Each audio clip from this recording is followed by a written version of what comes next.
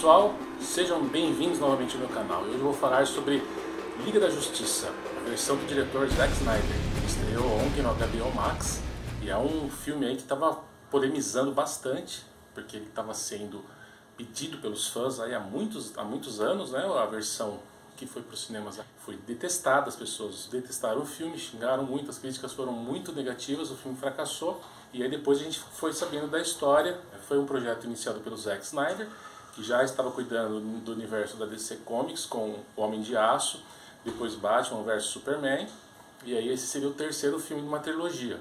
O filme já estava praticamente todo feito, todo filmado, praticamente 80% dele já feito, quando aconteceu uma tragédia na família do Zack Snyder. A filha dele acabou falecendo por motivos aí muito tristes, e ele acabou abandonando o projeto junto com a esposa dele, que era produtora executiva.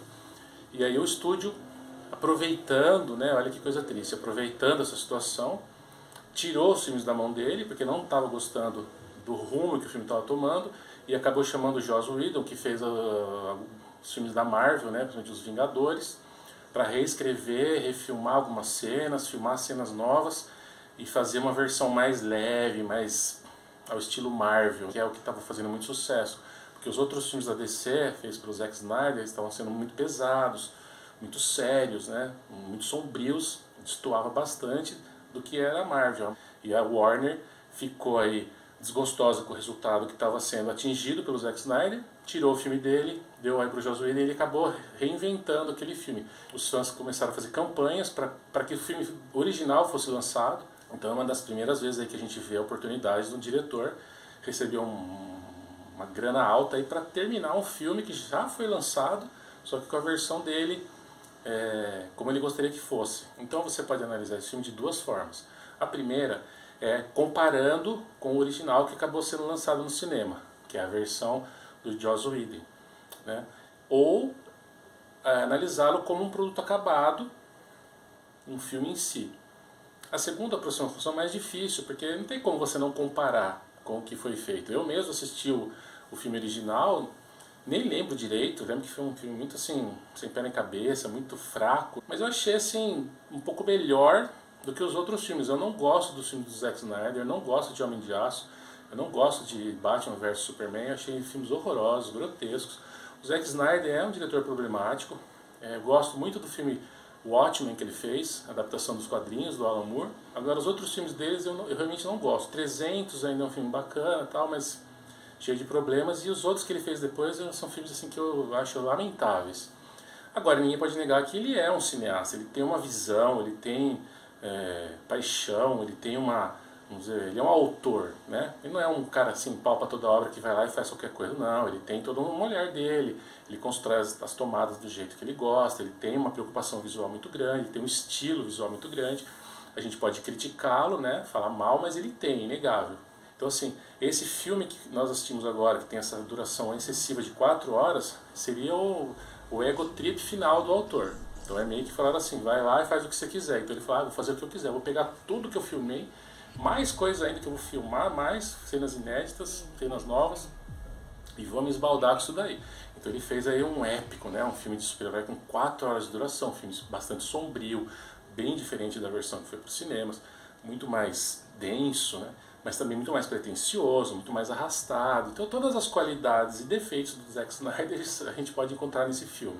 E assim, o filme, apesar de ter 4 horas, ele não parece que tem 4 horas. Ele é um filme bacana, ele é interessante. Como produto acabado em si próprio, ele cumpre o que promete. Ele mostra aqueles personagens, ele tem uma trama muito mais bem elaborada do que do filme que foi lançado nos cinemas, as coisas fazem mais sentido, tem muito mais tempo para desenvolver os personagens. O problema desse filme é que, ao contrário da Marvel, que foi juntando um monte de personagens em filmes solos, para daí no final amarrar tudo, a DC não fez isso. Então nos filmes da Marvel, qualquer filme do Homem de Ferro, Homem-Formiga, do Hulk, do Thor, sempre tinha um fiapo de história que ligava um filme no outro. Ou era o Thanos, ou era alguma coisa ali, ou era uma daquelas joias do universo, estava tudo meio interligado. Para daí a hora que chegam os Vingadores, principalmente os últimos 2 filmes, você tem todas as pontas são amarradas.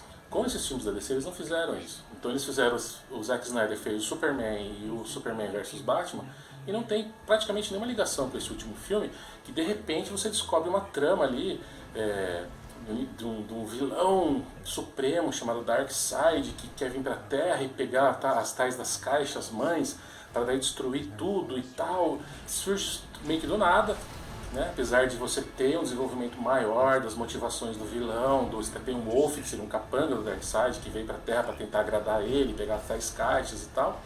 No filme que foi pro cinema não tinha a menor explicação. Ninguém que aparecia aqui, quero pegar aquele vilão bem estereotipado, bem sem graça, né? Genérico, sou mal e quero destruir o mundo porque quero, né? E vou lá e pum pum pega as caixas. Esse aqui não, demora mais, ele tem mais dificuldade para pegar as caixas. Ele também tem uma história aí com o Darkseid, tem um fundo, uma motivação para ele estar fazendo aquilo. Então, nesse sentido, o filme é muito mais interessante. A própria caracterização do Steppenwolf é muito melhor. No primeiro filme ele parecia um vilão de Halloween, né, com capacete, assim. Isso aqui não, você vê que é um sujeito, um alienígena, um monstro ali, poderoso mesmo, com uma armadura. Então, as cenas de luta são mais bem feitas, são melhor coreografadas, né. Então, assim, é um filme muito melhor, com certeza. Né? Não teria nem como não ser, porque o outro filme é muito ruim. Então esse é um defeito que esse filme tem. Ele é muito alongado, tem cenas redundantes, tem um excesso de câmera lenta. O Zack Snyder gosta muito de câmera lenta. É um recurso bacana para você destacar as cenas e tal, mas ele usa em excesso. Tem uma cena, por exemplo, da Lois Lane saindo de uma lanchonete que demora 2, 3 minutos, em câmera lenta, dela andando, abrindo o guarda-chuva. Então são coisas que vão arrastando o filme. Em contrapartida, a gente tem um personagem que cresce muito nessa história, que é o Cyborg, que no filme original ele mal aparecia, você mal entendia o que ele fazia, e aqui ele tem todo um desenvolvimento, na verdade ele é o coração do filme, tudo acaba meio girando em torno dele, a relação dele com o pai, né, a relação dele com as caixas, então isso daí eu achei bacana, foi uma coisa que realmente cresceu o filme e fez com que o filme ficasse mais rico. Uma coisa interessante do filme é que ele foi, quando você assiste, você percebe que ele foi feito no formato 4:3 de tela, que é basicamente um quadradão. É estranho, né? Porque ainda mais filme de super-herói geralmente é no formato CinemaScope, ou então widescreen, que é um pouquinho mais largado em cima. Então fica aquelas barras em cima e embaixo, ou então ele ocupa a tela inteira do seu televisor widescreen. Aqui não, aqui é um formato fechadão. Por que foi isso? Eu fui pesquisar, tal, porque também não entendi. A impressão que você tem é que está cortando a imagem, né? Porque você fala, pô, é quadradinho, está cortando os lados. Na verdade é o seguinte, eles filmaram quase tudo em IMAX, que o Zack Snyder gosta muito desse formato, e o IMAX é uma tela gigante de cinema que ela é mais quadrada, ela não é como uma tela normal de cinema que ela é retangular, ela é muito maior, então você tem mais frame para cima e mais frame para baixo. Então quando você filma nesse formato, você tem mais teto e mais solo, né, mais base. Então o que ele fez? Ele pegou e ele não cropou o filme. Normalmente o que eles fariam? Eles cortariam em cima e cortariam embaixo para que ele ficasse naquele formato retangular. Ele não, ele deixou como estava, filmou as outras cenas que estavam faltando nesse formato e lançou desse jeito. É estranho, eu não gostei muito, me incomodou, porque fica parecendo mesmo que a gente está perdendo. E outra coisa, como a televisão é retangular, e você espreme ele no quadrado, o que acontece? Você tem que diminuir a imagem para ela caber, porque quando você cropa em cima e embaixo, a imagem ela fica maior, então você tem uma sensação de grandiosidade.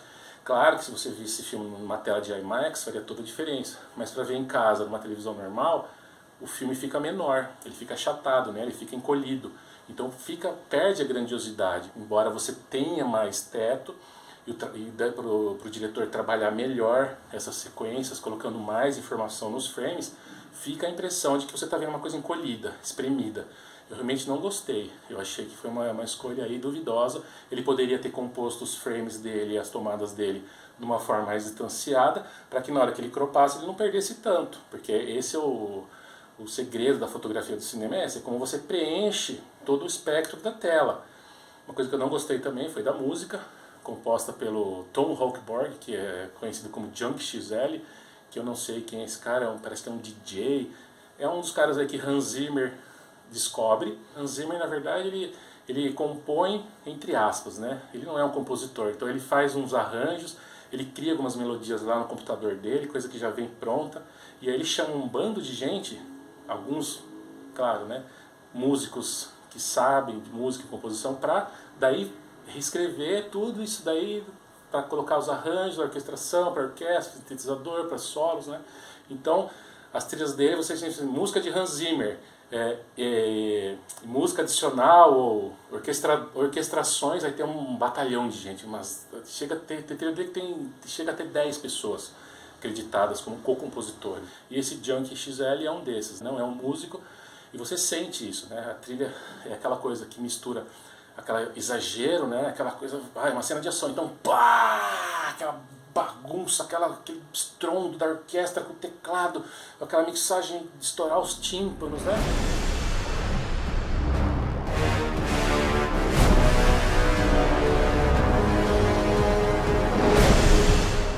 Não tem nenhum tipo de nuance, não tem nenhum tipo de harmonia, a melodia é aquela coisa fraca, aquela coisa banal, né? Aquela coisa medíocre, simplória. Tem umas cenas ali que, nossa, principalmente quando aparece o Superman no final, que ele vem todo poderoso, você ouve aquele tema do John Williams, né, entrando assim, você fala, nossa, se tivesse essa música aí, a cena ia ganhar muito mais, né, fica muito mais emocionante.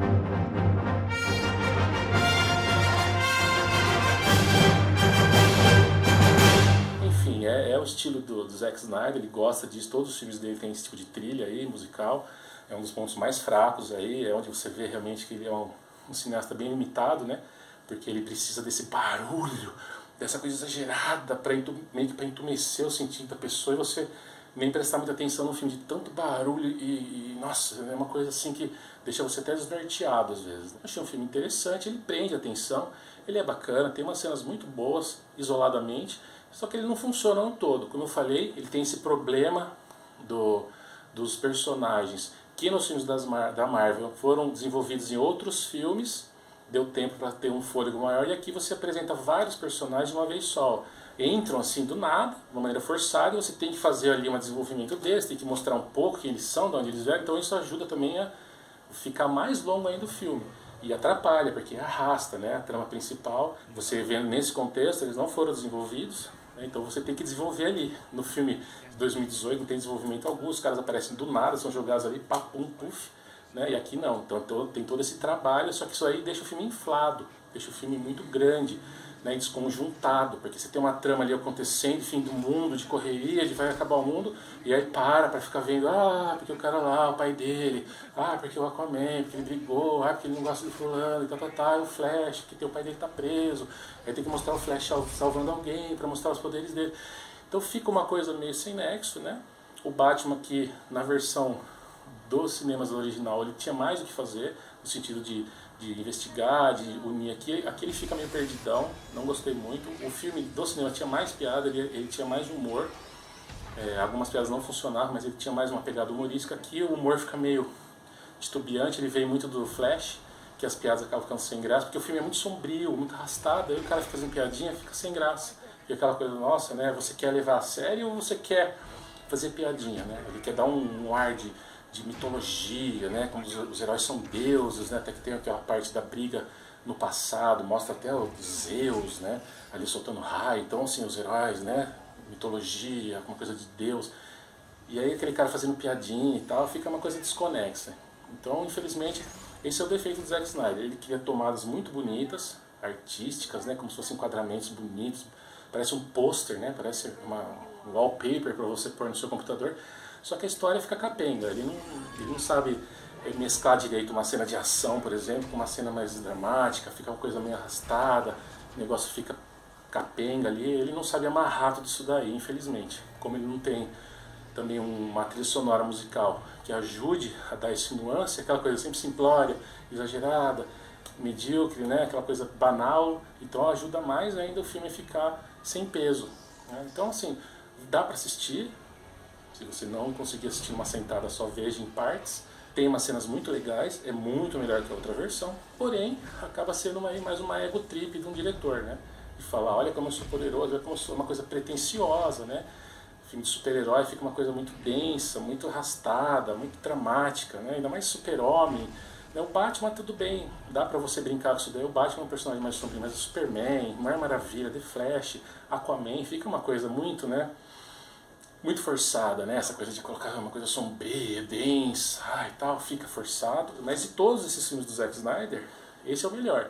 Esse é o que ele mais chegou perto de atingir o que ele queria, que foi uma coisa aí de misturar mitologia com essa coisa do luto, essa coisa de ser um filme mais sombrio, né? Ele quer fazer aquela pegada do Watchmen, né?